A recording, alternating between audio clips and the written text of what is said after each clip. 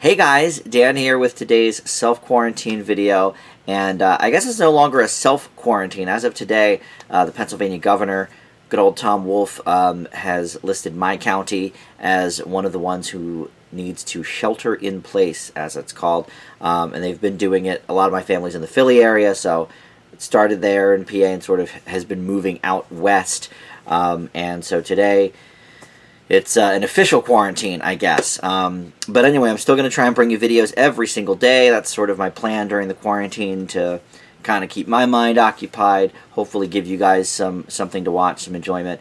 Not that there's not a million options out there. And in fact, that's what we're going to talk about today.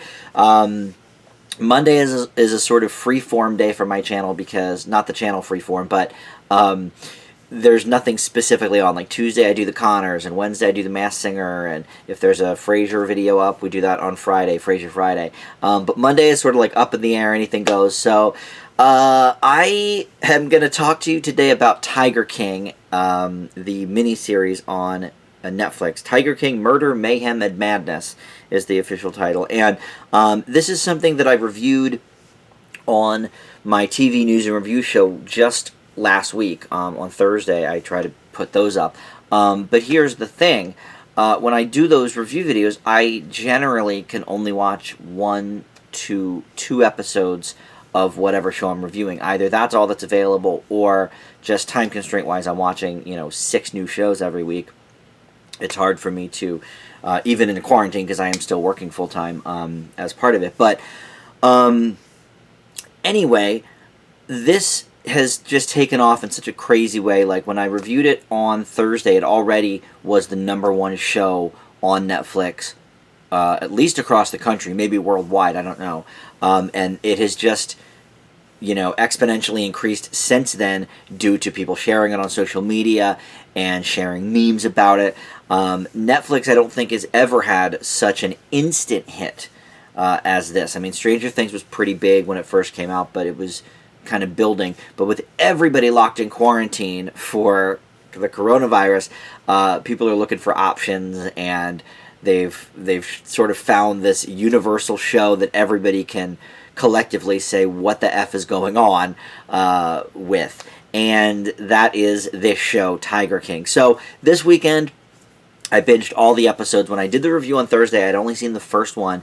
And this specifically is a hard show to review just from the one episode, because by the end of the first episode, which was one of my grievances when I reviewed it, is that it's a true crime show, it's a true crime miniseries, whatever, but they don't even really talk about any of the crimes in the first episode. We're just getting to know these characters. So over the course of 7 episodes, we certainly find out several true crime things about several different people going on this crazy journey. So if you've watched the Tiger King show already, great.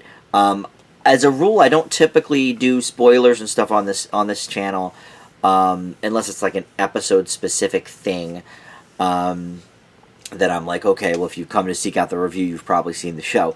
So I'm gonna refrain from doing a lot of spoiler stuff, but I think there's some things that just sort of have to be said after that first episode that I didn't even know anything about when I did my original review. So this is a longer form review of the Tiger King show.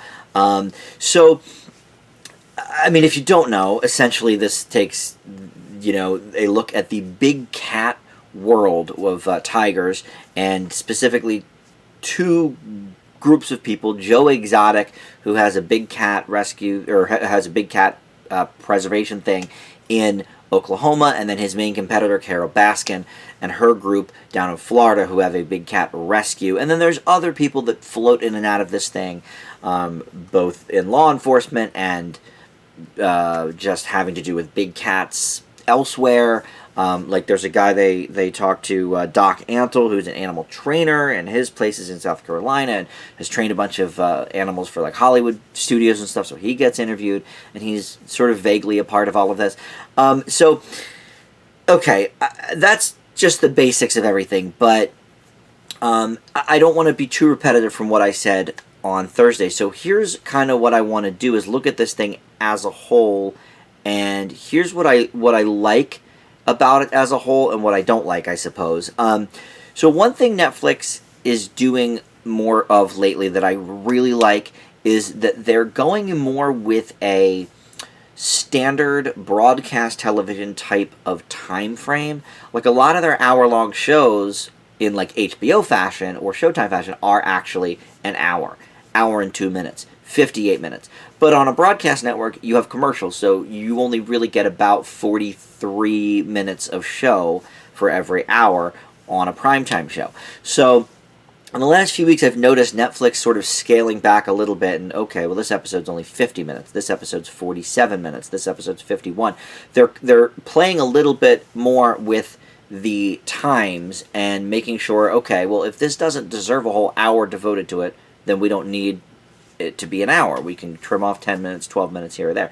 So these episodes, none of them is longer than 49 minutes, and the shortest one I think is 41 minutes. So it averages out to about 44, 45 minutes per episode. So just over 5 hours for the 7-hour show, which I love. I think that's great because my biggest complaint, and I've said it time and time again on this channel, is that these mini-series on HBO or Netflix or other streaming services have become monstrous. They're like these 8-episode, 10-episode things, and they're all an hour each. Whereas, back in the day of miniseries on networks, you wouldn't have that. Even if it was a 3-night miniseries, without the commercials, it's really only about 4 hours and 15 minutes or something total. So here we have about 5 hours of show, and what they've done is instead of just making it, okay, we're done the hour, let's stop here and we'll move on. The producers have decided they wanted to end each episode on more of a cliffhanger note. And so the 7 episodes specifically are sort of all geared in one direction or another, or about 1 or 2 or 3 specific topics in that episode. And there is definitely crossover between all the episodes, but a lot of them are contained with in terms of like what they are covering, and I think that was smart. I also think it's great that that they've given them exactly 7 episodes, because it's a weird number. I mean, usually you'll get anything even, like 6 episodes, 10, 8. On occasion you'll get 13 episodes, because that is a standard like half-season contract for a network. So like Orange is the New Black, for example, 13 episodes. Grace and Frankie, 13 episodes. So a lot of the shows that have been on Netflix for a while have gotten 13 episodes and still get 13 episodes. But here, obviously, these producers had a specific story they wanted to tell. They wanted to do it in chapter form, and they wanted to do it in 7 specific chapters. So I appreciate that Netflix did that instead of making them stretch it out to 8 episodes. Now, do I think some of the episodes are still padded? Yeah, I do. I think there's definitely elements here that we don't need. You could trim this down to probably, if you wanted to keep it with the themed episodes and do 7 episodes, you could probably make each episode 40 minutes or less and trim off another, total of maybe close to an hour or like 45 minutes off of that. Now, that's not to say I was ever, like, bored with the show, or like, oh, this is old news. I've seen this before. No, you've never seen anything like that. I mean, this is such a freak show. You've never seen anything like it. So I can't say that. But if they wanted to keep it to the 7 episodes, I think they could have trimmed off at least a few minutes from each episode. Especially, like, there's a bunch of songs that they play from Joe Exotic, who had some weird country music fascination. So he did a bunch of country music videos, and then Carol Baskin has some songs that she's like posted on her website and stuff, and on her YouTube. I don't know if we needed all of that. There's a bit in one of the middle episodes where they go to Vegas. I mean, that could have been very easily just sort of talked about and glossed over. They didn't need to spend several minutes talking about it and talking to different people involved with it. There's things like that where it's like, all right, this is mildly interesting, but is it tangential to the main plot of the true crime stuff, or maybe even getting to know these characters a little more? And a lot of times, no. So from that first episode, I gave it a B+, because I was very sort of confused about, okay, how are they going to make this last over 7 episodes? and they're trying to kind of milk it because we haven't even heard about the true crime stuff really yet.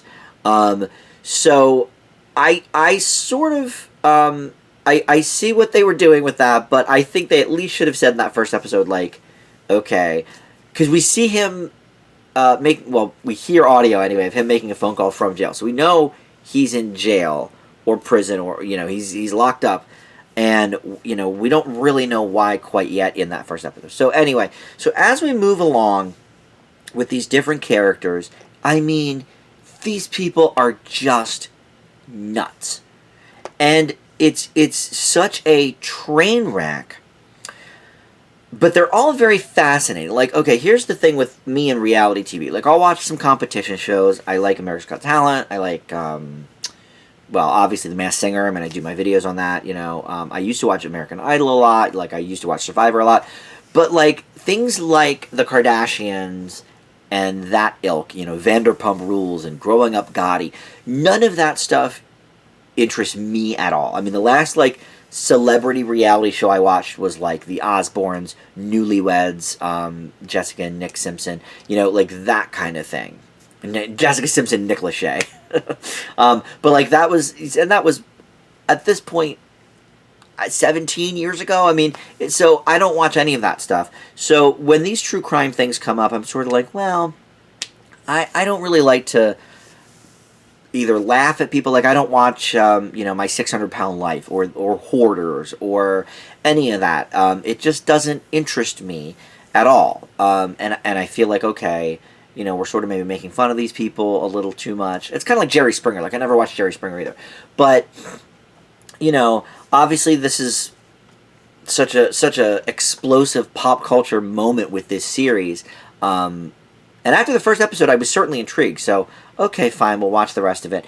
And you just can't believe, like, these people. They're all nuts. All of them. So you've got, Joe Exotic, and they really delve into his, drug problems and his polygamy, marrying, different boys. And then also he's 30 plus years older than all these boys that he's marrying, and they're not even gay. They just like want love and attention, and so it's like they delve into that a little bit. The one ends up killing himself, which is horrible, and then he just a couple months later, Joe just finds this other boy to marry, whatever. So okay, so like that's all part of it. We find out more and more as the story unfolds there, and then there's the whole Carole Baskin side story, which is like, it's part of the main story, but it's also a completely other story onto itself. We barely meet Carole Baskin in that first episode that I reviewed on Thursday, but she really features prominently through this whole thing. She most likely killed her husband. I certainly think she did. That's what the producers want you to think anyway. I mean, I did also, in my due diligence, I watched the rebuttal video on YouTube from Carole's husband. It's about 15 minutes long, and he sort of goes over, okay, well, this was the process that we thought, and we were lied to by the producers, and this and that and the other thing. We thought we were going to get a expose on the big cat industry, but really it wasn't, and this and that. All right, that's all well and good, but I still don't believe. I believe the producers more than I believe him. So, look, obviously there's two sides to every story, but Carole just seems deranged. She seems like a lunatic as much as Joe, if not more. I think Joe is a lost soul. I think he obviously craves attention and affection, and he gets that from his polygamous marriages, and he gets that from the love of the tigers and stuff. Carole just seems like she's dead inside. Like, I don't know. She just seems like a wackadoo. So I totally believe she killed her husband and probably fed him to the tigers. I don't know. That's sort of the story that Joe Exotic goes off on. But he's in jail, it turns out, because he then put a hit out on her and tried to hire a hitman because they've got this, decades-old rivalry where he makes these videos for his public access show where he straight up, murders a Carole lookalike doll, or he talks about killing her and this and that, which is just, I mean, what are these people? What are these people? And so I think it's put together very well. this is almost like I don't even need to review it because it reviews itself. Like it's such a crazy show. So I'm trying to look at it from the technical standpoint, like, how well was it done? Did they pace it well? Did they get good interviews? Whatever. But it's hard not to delve off and talk about how insane all of it is. Every person they interview is crazier than the last. And we meet a few along the way that you're like, okay, this guy seems kind of sane, and then sometimes it turns out they are, and sometimes it turns out, oh, they were part of, this or that, or whatever. And one thing that I thought was interesting about Joe Exotic is that he likes to film and video literally everything that happens on the ranch. And so they have all of this footage, and of course, in his deranged mind, he thinks he's totally in the clear and in the right. He even said that after the first, court appearance. He was like, oh, I think the jury's totally on my side. 3 hours later, guilty on 19 counts, so he's obviously a little delusional with that. But so obviously he turned over all his footage to the producers and said, oh yeah, like this will clear my name. I mean, it makes you look crazy. It makes Carol look crazy. Everybody looks crazy in this except for a few people that work there. And you feel bad for all of these people at the same time, except maybe Carol. Don't really feel bad for her. I think she killed her husband and stole all his money. That's just my theory. Obviously, it's alleged, but if you saw it, I don't know. I certainly think she did it. She's the only one I probably don't feel bad for in the whole show, except for maybe like his one producer, Joe Exotic's producer, seemed really like on the level. He was the only one that seemed to have a head on his shoulders from a lot of the people they interviewed that had contact with Joe.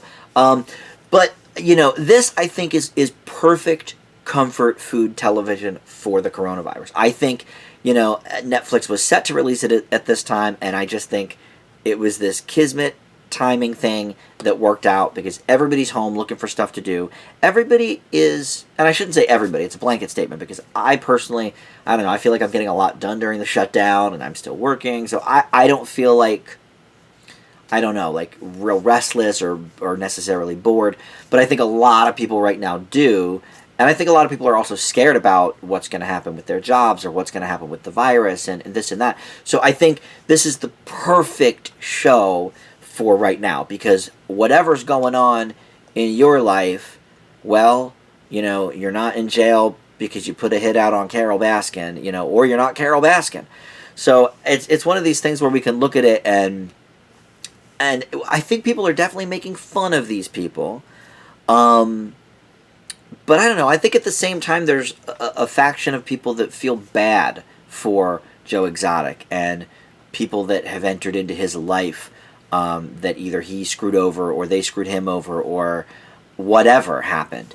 And that's how I certainly feel. And that's how the producers made me feel that way about him and his company. Was he doing illegal things? I don't know. Was he doing morally questionable things? Yes, probably. Was Carol Baskin doing illegal things? Doesn't necessarily seem like it, except for the killing of the husband. Is she doing morally wrong things? I think so, yes. So I think there's a lot of different angles. This thing is multi-layered, which I love. I mean, a lot of the true crime stuff, it's like it focuses for 6 hours on one thing that happened and, one group of people or one family of people. This has so many branches coming off of it, in every single way possible, that it's just unbelievable. And it is, because of that, it's an easy binge. If you watch my show regularly, I'm not much of a binger.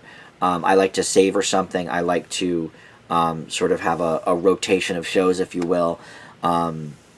And so I don't usually binge a whole 7-hour, well, in this case, a little over 5-hour mini series, limited series, whatever you want to call it, in order. I just don't really. But Saturday night, didn't have much to do after playing games with my family, and I said, I gotta watch this thing. Like, at least to understand all of the memes going around, which now I do.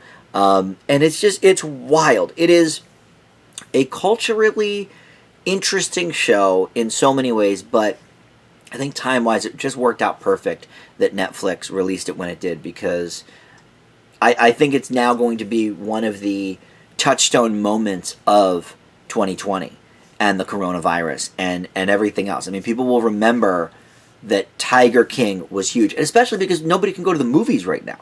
So nobody's, if you're watching movies, it's at home on Disney Plus or on a DVD or on Hulu or Amazon or Netflix. You're not going to the movies. So like when I think of 9/11, not only do I think about the tragedy, but I think about entertainment that was sort of out at the time that got people's mind off of 9/11, or TV shows.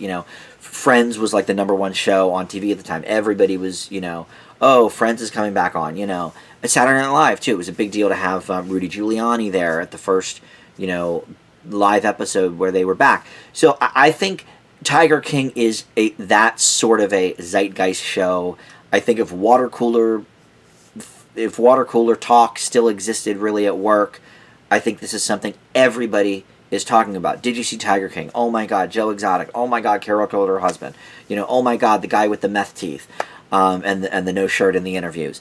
All of it. So, is it the most well produced show? Probably not. I think for true crime though, because it's got so many layers, I think it's so very interesting, and I really like what I said up front, that the producers sort of had this plan for 7 episodes, ending each one on a cliffhanger, and each one having sort of a different theme, because there's so many different pieces. They've woven them all together, but each episode is sort of, certainly not standalone. You have to see the others too, but it always leaves you wanting more, and like, oh my God, what's the next thing that's going to unfold with this story? So, I think my B+ is probably still a good grade for it, but on the whole, I am actually gonna, I think, bump it up to an A-, because I think it is one of these things that has brought everybody together. And if it was garbage that brought everybody together, I would be rather angry. I would be annoyed. Like if, for example, I love harping on the Kardashians. If there was if Netflix did some big Kardashian special or something, or I don't know, or Kim and Kanye at home or whatever for 6 episodes, and everybody was talking about that, I'd be real angry about it. But this is just fascinating on every level. I think the producers did a great job handling the different aspects of it and how they wove it together. So I think an A- is probably appropriate. But it's definitely in that A-, B+ range. I do think that it goes a little bit long in some episodes. I think not every single detail is necessary, although even a lot of the unnecessary ones have certainly given us good memes and good things to talk about on the internet that is not coronavirus related. That's basically all I've seen on Facebook lately, is either coronavirus updates or Tiger King memes. They've certainly replaced Baby Yoda memes, I can say that. But that's not a bad thing. I mean, I think having some sort of silly distraction, and this is silly, I mean, it's real because people have died, but it's just, these people are so outrageous. So anyway, I think I've talked enough about Tiger King, but I wanted to give you guys a longer form review for today's quarantine video, because this is one that, if you just watch the first episode, you certainly don't get the whole picture. And I think my B+ grade was pretty good for the first episode, but yeah, I think overall, I think an A- is probably even more good, more appropriate. So thank you so much for watching. Please comment below. I know you guys have things to say about Tiger King because you've been telling me all weekend about it on Facebook, either through your pages or through text or through messaging. Everybody's watching this thing. So please comment below. Let me know. I mean, Carol did it, right? I think we can all say that. But yeah, give me a comment below, and if you haven't subscribed yet, please do that too. I just hit 400 subscribers, which I'm very excited about. So do that. Tomorrow I'll have a Connors video. Wednesday will be The Masked Singer. Thursday will be my TV reviews for the week. I don't have a Frasier Friday in the can. I recorded those with Joe a couple of weeks ago before the quarantine, so I'm not sure what I'll do Friday, but I'll think of something, I'm sure. And then at some point this week, I'll have my new movie reviews up as well. Bad Boys for Life just went up on demand, as well as Sonic, I think. There's a few. But anyway, thanks so much for watching. Stay safe, and we'll see you next time. Bye.